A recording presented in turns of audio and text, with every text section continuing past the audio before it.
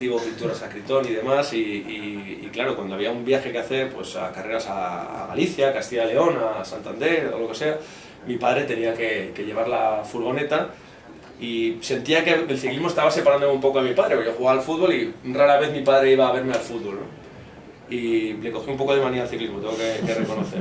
Pero bueno, hubo un día en un despacho que de La Morena nos metió Rubén Martín y a mí, nos dijo que si estábamos dispuestos a ir al Tour de Francia, y evidentemente dijimos que sí, porque él no, yo creo que está prohibido cuando te ofrecen una cosa así. Y a partir de ahí pues empezó una relación que dio otra vuelta de tuerca más cuando nos vinimos a la cadena COPE. La gente que podía estar más o menos destinada a narrar ciclismo en la COPE no se vino, y nos encontramos aquí un 8 o 9 de agosto sin saber quién iba a narrar la Vuelta a España. Entonces, claro, tenía tantas cosas en la cabeza Paco por aquel entonces para poner en marcha el nuevo tiempo de juego. El primer partido era la Supercopa de Europa que jugaba el Atlético de Madrid con el Chelsea, creo recordar, y había tantas cosas que hacer que al final Paco dijo: pero tú, Eri, ¿tú no te atreves a hacer el ciclismo o qué? Yo dije, sí, pero muy poco convencido, y a partir de ahí pues se fue tejiendo todo. Tenía muy clara la figura de Pereiro como comentarista, que estaba recién retirado. Paco solo me pidió que los comentaristas, además me lo dijo así, fueran de este siglo, para que no hiciera demasiada falta presentarlos y para darle un poco de alcanfor a un lenguaje radiofónico que no es ni mejor ni peor, porque estaba anticuado, y para hacer lo mismo que los demás, y siendo yo tan joven como era, pues no tenía ningún sentido, y al final pues ese sonido fue creciendo.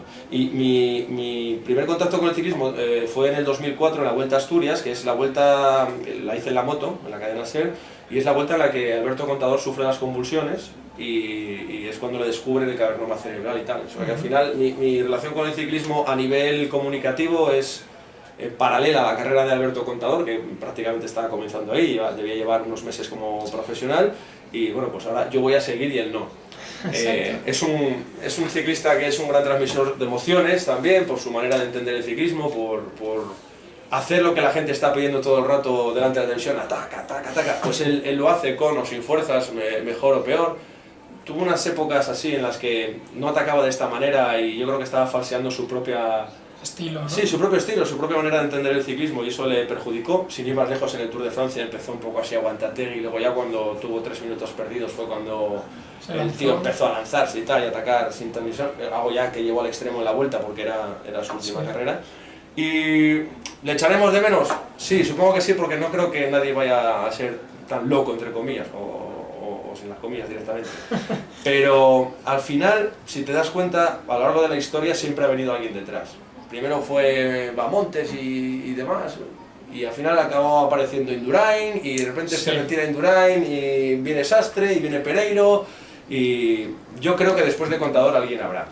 Lo que pasa es que va a ser cada vez más complicado, porque por ejemplo hay un vacío ahí de 7 años, que son los 7 Tours de Armstrong, en los que a lo mejor se perdió un poco el Olympus, del ciclismo aquí en España, y al final, pues no sé, si seguramente voy a poner un caso de un deporte que vino a nuestras vidas en estos Juegos Olímpicos, por así decirlo, aunque yo ya lo hacía en el cole, que era el bádminton.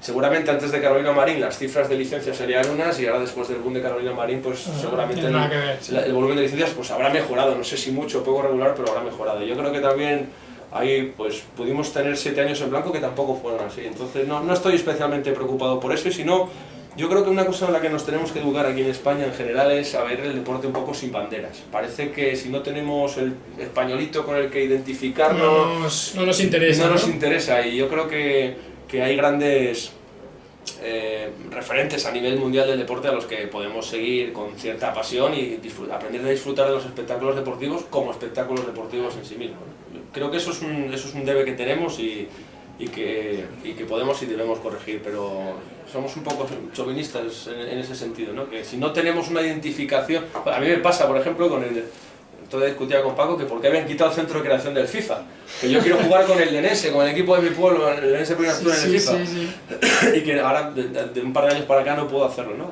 Pues yo necesito esa identificación, pues la gente parece que para engancharse a según qué deportes también la necesita, y bueno, pues muchas veces la gente pide y nosotros a la gente le damos lo que pide sin abrir puertas nuevas a cosas nuevas, ¿no? Y yo creo que es un aprendizaje mutuo, el del oyente con el comunicador, yo creo que es un aprendizaje y una relación que habría que hacer un poquito más bilateral. Es una necesidad. Sí. Muchas veces, porque estos programas como el vuestro de tiempo de juego, de partidazo, de este deporte, incluso otros temas, pero bueno, el deporte puede que sea más cercana a la relación, también llega a necesidad, creo yo. Sí, ¿sabes lo que pasa? Que al final es todo como muy de fariseo, ¿no? En el sentido de que tú dices, jolín, otra vez que abrís con el Madrid, otra vez Ya, con el Barcelona. bueno, pero eso... Ya, y si hablo con otra cosa, ¿tú qué haces? Eso ¿Te quedas o no te eso quedas? eso Porque es. al final oye, estamos en un gran medio de comunicación y aquí se hacen estudios de comportamientos radiofónicos de la gente. No, y de tiempos y de... Claro. Y al final el sistema de medición de la radio no es como el de la televisión, pero por ejemplo Lama y Juanma saben en Gol y en 4 cuando al día siguiente de meter un vídeo del Madrid cómo la curva hace así y cómo hace así. Claro. Y saben perfectamente, ahí sí que saben perfectamente qué es lo que más les gusta consumir. Es al tema que sacabas de un poquito el hablar de la gente, de que solo hablan de Madrid-Barça o incluso Atlético, pero nadie se acuerda del Valencia, nadie se acuerda del Betis. Es el argumento que utilizáis vosotros, que sois parte de esto, es este numérico, el que decías tú de... Ya, pero es que si cogemos las cifras, si cogemos los números... No, tanto como eso no. Nosotros lo que hacemos es un poco la pirámide invertida, por así decirlo, de qué es lo que más le puede interesar a la gente, qué es noticia ese día, sea de Madrid o Barcelona, buscar la gran noticia del día, los grandes temas del día para desarrollar, que luego la radio ha cambiado mucho, porque cuando yo entré en esto tenías un acceso relativamente fluido a los protagonistas y tú podías entrar en diálogo con los protagonistas a la hora que fuera y ellos pues respondían en primera persona con novedades o sin novedades, pero respondían ellos. Ahora el acceso al protagonista está tan limitado que casi tienes obligado a lo que cuando yo empezaba en la radio era el recurso del vago, que era la tertulia. Pues ahora yo creo que una de las grandes potencias que tienen los deportes de COPE es tener, pero para mí muy de largo, el mejor equipo de comentaristas en todos los sentidos para poder abordar esto, porque al final el tener unos buenos antes era tener unos buenos protagonistas, que ahora también, pero muy a cuentagotas. Antes tener los mejores protagonistas, pero ahora tener los mejores opinadores es lo que te va situando en el... Al final es el grueso gordo de estos programas que dices tú, es ese, tener a los tertulianos que tenéis. Sí, pero ya te digo, no, yo creo que se hace todo con interés informativo y luego también sí que se tiene especial cuidado en tener todo el mapa de España presente, cuidado y de que todo el mundo se vea reflejado de alguna manera. Por ejemplo, Lama tiene muy claro que el programa de Deportes COPE en la linterna de 8:30 a 9 es un programa en el que todo el mundo tiene derecho a entrar y prácticamente entran informaciones de los 20 equipos al menos de primera división en los programas. Muy picados para que, además es un programa que es para que cuando la gente escuche el nombre de su equipo, pum, se paren, si quiere, puede escucharlo todo tranquilamente, pero si no, puedes tenerlo ahí de fondo y de repente cuando escuches el nombre de tu equipo, te enganchas rápidamente porque yo creo que eso también tiene que ser así. Al final somos un medio nacional que emite para toda España y que todo el mundo tiene que tener ahí su ventanita, pero los grandes programas, el programa de la noche, que es otro ritmo, es otra cosa, pues tiene que tener una mesa y una mesa de temas y desarrollarlos con tranquilidad, porque a las 11:30 ya estás tranquilo, ya el ritmo vital, los biorritmos son otros y tienes que hacer otro tipo de programa muy diferente. Obviamente lo que es tiempo de juego, porque tiempo de juego son goles y canastas, y puntos y sets, y el partidazo o el último tramo de tiempo de juego, cuando se llama así los fines de semana, pues tiene que ser otra cosa muy diferente. Cada cosa tiene su ritmo, su lenguaje y su pirámide invertida, ¿no? De lo que le puede interesar o no al oyente común, que es un oyente de toda España. Hablabas de un tema muy interesante, creo yo, que es el del acceso a los protagonistas, a los futbolistas, jugadores de básquet, de tenistas. Este acceso restringido del que hablas, que cuando tú empezaste en este mundo de la radio no era así, era más abierto, ¿por qué crees que ahora se ha restringido de esta manera? Porque es muy difícil llegar a... Mira, yo cuando empecé en la radio, al final, yo iba a veces al entrenamiento del Real Madrid, en la antigua ciudad deportiva, y al final era barra libre, o sea, tú atacabas a un jugador cuando iba a coger su coche, si te atendía bien, si no. Luego al final empezó también a crecer el número de medios de comunicación y pasó a ser atienden 3 a los que queráis. Luego atiende 1, y luego... que primero era el que elegíamos nosotros, luego ya era el que elegía el club y luego ya no atendía ninguno, ¿no? Y yo digo que en estos temas de comunicación, pasos que se dan para atrás nunca se dan para adelante.